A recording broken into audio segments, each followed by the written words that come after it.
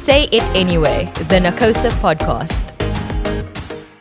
Welcome to Say It Anyway, the podcast where honest conversations take center stage. In today's episode, we're diving into the world of disabilities, both seen and unseen. Joining us are Natasha, who has autism, and Inathi, who has cerebral palsy. Together they share their experiences as colleagues and as individuals, opening up about challenges, breaking down misconceptions, and creating space for awareness and understanding. This is Say It Anyway. Hi, my name's Natasha Krokamp. I'm 33 years old, currently working at NACOSA as an M&E officer. I'm doing this today to create awareness for those with hidden disabilities, specifically those with ASD, also known as autism spectrum disorder, and advocate for those who don't have a voice. Hi, my name is Inathi. I'm 25 years old. I'm currently working at NACOSA as an intern, and I'm doing this to raise awareness for people with cerebral palsy because I feel like we need to be known that we exist. And yeah.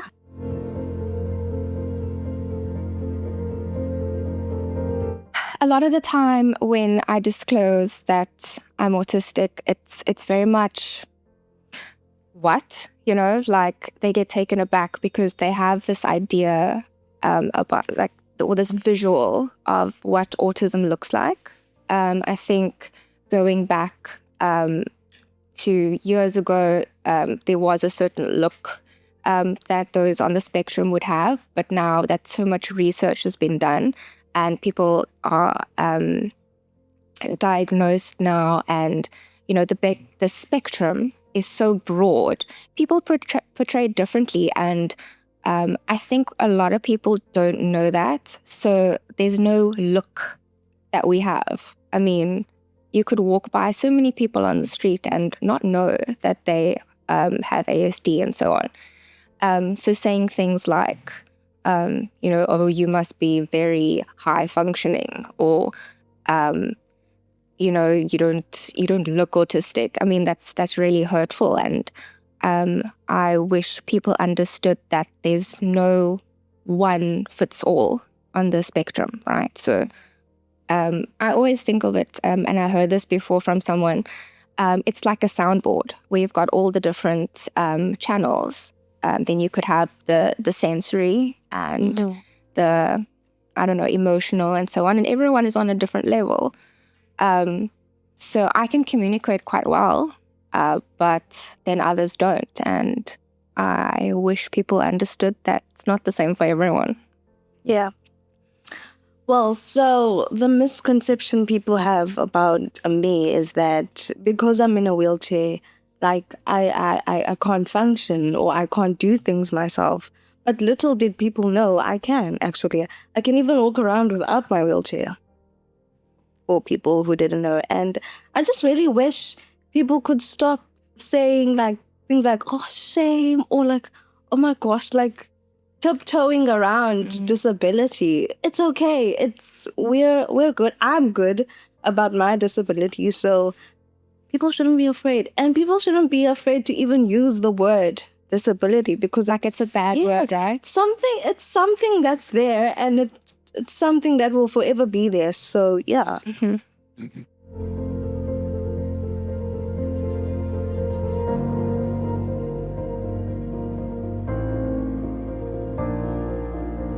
I hear that autism is a disease, and that it's caused by bad parenting, and yeah, right, and by vaccines apparently, and I wish people knew that that is absolutely not true. I mean, it's a genetic trait. It's passed down. My dad had ASD. We didn't know at the time, but looking back, 100%, he definitely was on the spectrum. And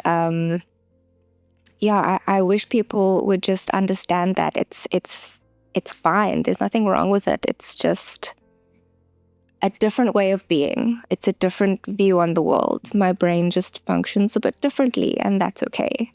I don't need to be cured. I don't want to be cured. True. Yeah. 'Cause, I don't want to be cured also. Yeah. So the misconception people have about my disability is that I can't feel, of which that's not the truth. I can. I have like full sensation. And people would come up to me and try like, tickling me or like pinching me to see if I can really feel, which I find crazy. And also another misconception people have is that my dad also has like a disability. So now people tend to think just because he has a disability, that's why I have a disability. And that's not the truth, because I have 2 other siblings that are completely fine. Oh my goodness. And yeah.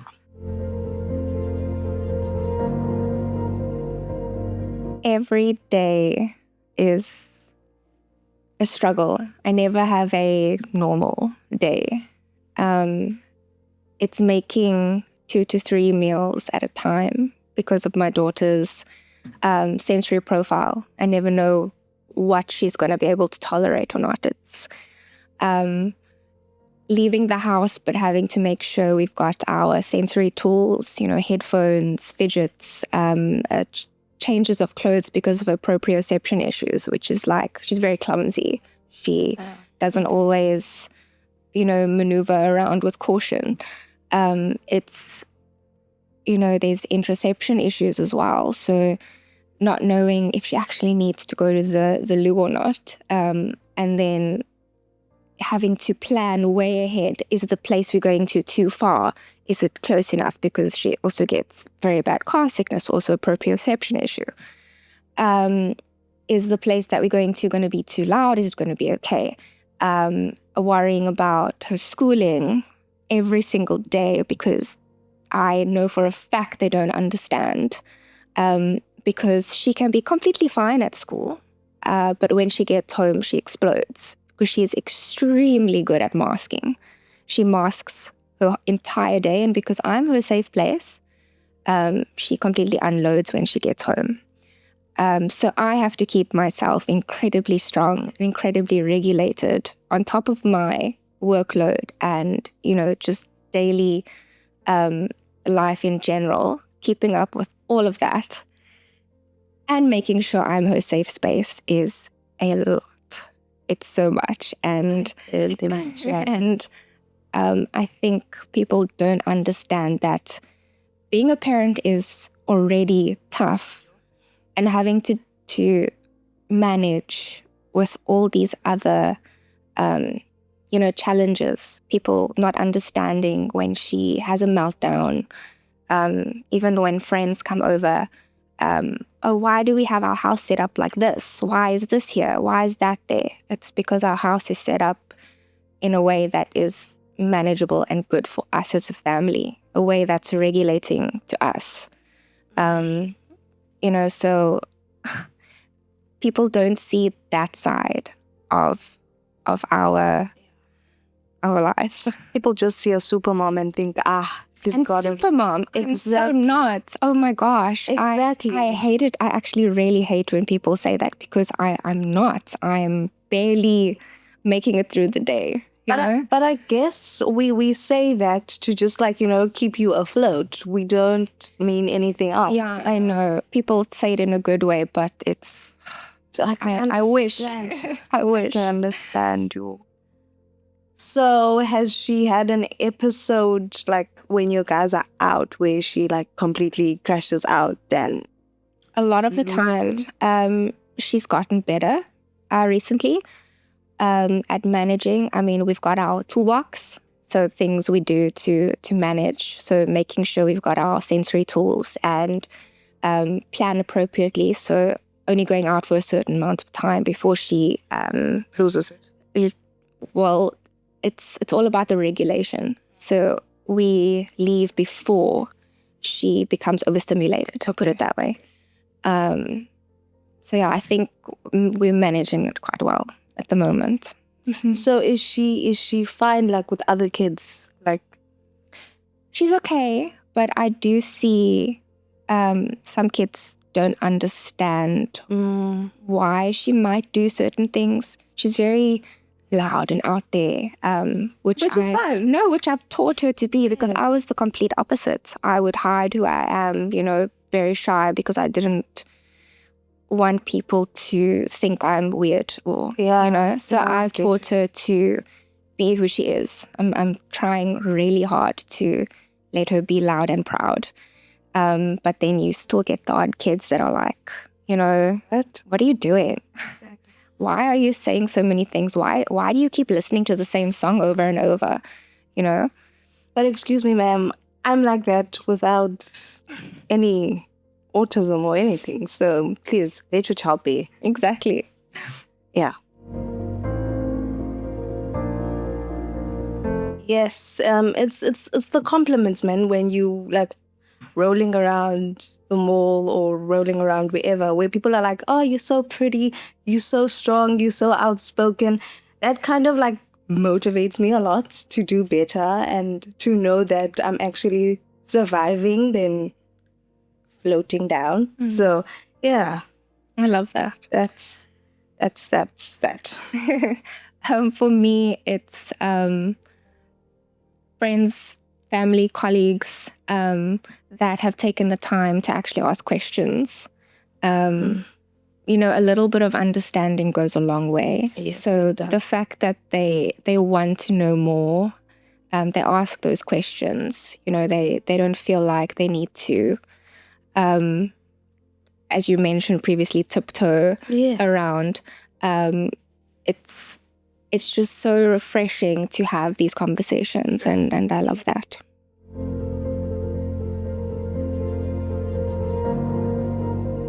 To me, exclusion looks like, when I go out, I get there, there's stairs, and then now people have to be like, oh, what must we do? Like, oh, sorry, we can't accommodate you, and then they move on with their lives, and they don't even make like, space to like, okay, let's try to accommodate her. That to me is like blatantly exclusion to me. I'm sorry, like, please.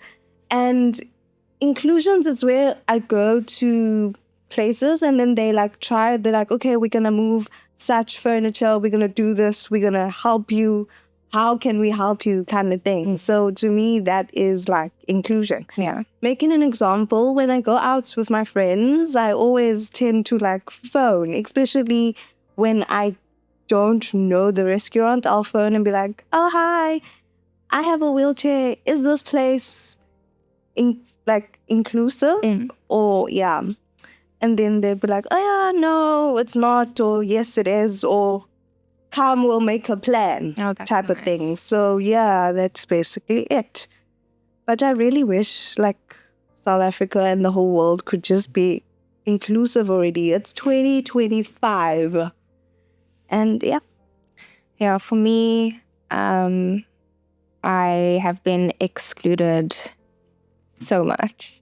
Can imagine. So I can't be out for really long. I can, but it messes with me. Like I will be so overwhelmed. I can hide it really well, but being out for an entire day, loud, noises, a lot of activity, I need a few days to rest after, to just regulate my body. And before I was aware that this was happening, I would turn down events because I didn't know how to handle it and so on. And I lost a lot of friends because of that. Now I try to just go out, invite me. But I will not stay as long, They shouldn't expect you to stay. Yeah, still invite me. I'll come, but don't expect me to stay the entire time, or I'll let you know, I've had enough. Please excuse me. And, that's okay. And then I've had a lot of, I actually had a braais with some friends where they make sure that the setting is done in such a way where I can take mini breaks. So, if the music's playing, for example, and I can't do or handle it anymore because it's talking and it's music and it's, general noises. It's too much. So then I can take little sensory breaks and just pull myself together again and, carry on. So that's really helpful. But when you were mentioning restaurants, for example, it's really difficult for me to go to restaurants. Restaurants are not very welcoming places. No, and it's normally really, really loud, and there's not normally quiet spots in a restaurant, So I think that would be something to think about. But I mean, you can't expect a restaurant to be quiet either. So that's, I guess, where I use my sensory tools. I feel restaurants should have sensory rooms, when autistic people or whatever, when you just go to that room and just, recoup and come back. That would be amazing. Yeah, because they have a smoker's room, so why not? That's true. So true. So, yeah, I've also seen concerts, not actually gone, just seen videos of concerts where there's actually a chill room. So then there's bean bags and the lights are out, just little starry lights. That's so amazing. I wish. You see, so society can do a lot for us. They just choose not to. Yeah.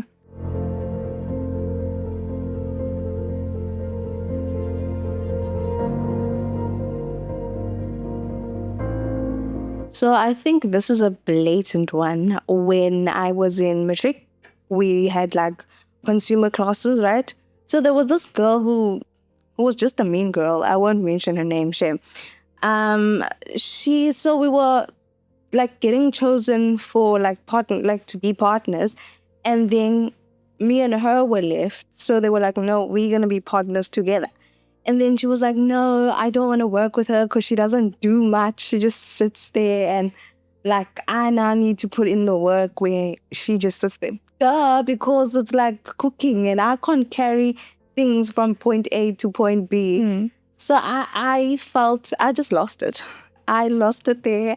I had a meltdown at school, and it was just crazy. Because how do you say that? Oh, by the way, at our school, we didn't have only children in wheelchairs. We had walking people as well. So she had full function, and I was the one in a wheelchair. So she said that to me, and it just took me aback, ew. And then I lost it, and then that was that. Did the teachers do anything about it?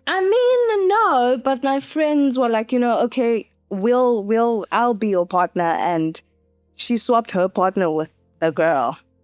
So that was sorted. Gosh. But it still triggers me up till this day. That was 5 years ago, but it still does kind of trigger me. It's traumatic, because how do you say that to someone? How was I supposed to feel? But crazy. Yeah. So I've had so many small instances, but I'll mention one that's affected me the most, I think, recently. Well, not quite recently, but I would say in the last few years. So I was obviously employed, and I eventually disclosed that I was autistic because I realized I needed certain accommodations to actually function in the workplace and do my job better. And these accommodations are nothing that affects anybody else. It's not, taking less hours or, asking for anything that costs money or anything like that. It's literally just things that allow me to process and do my job. And then it was fine. Everything was okay. The accommodations were questioned because they weren't understood. And then eventually I applied for a different position at the same company, and my abilities were questioned.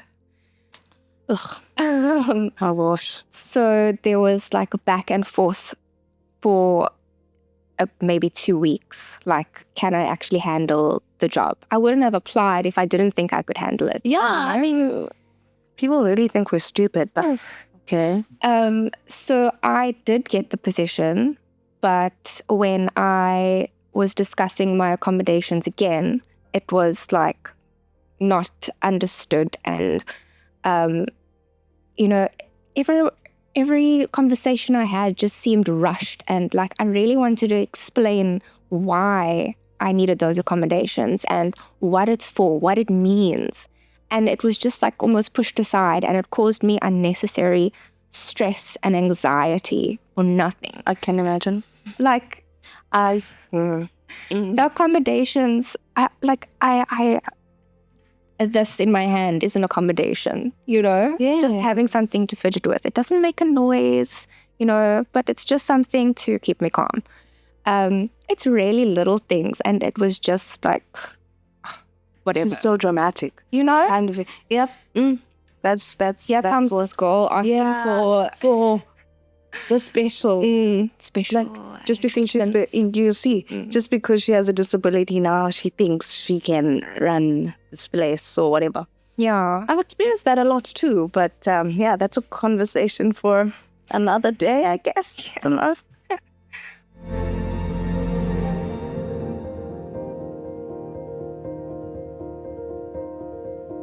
Your disability is only one part of you. It does not limit your dreams, your voice, or your strength. So just keep shining and YOLO. Love it. I say be loud and be proud. Like I tell my daughter, don't try fit into a small green circle if you are a brightly big and beautifully colored square.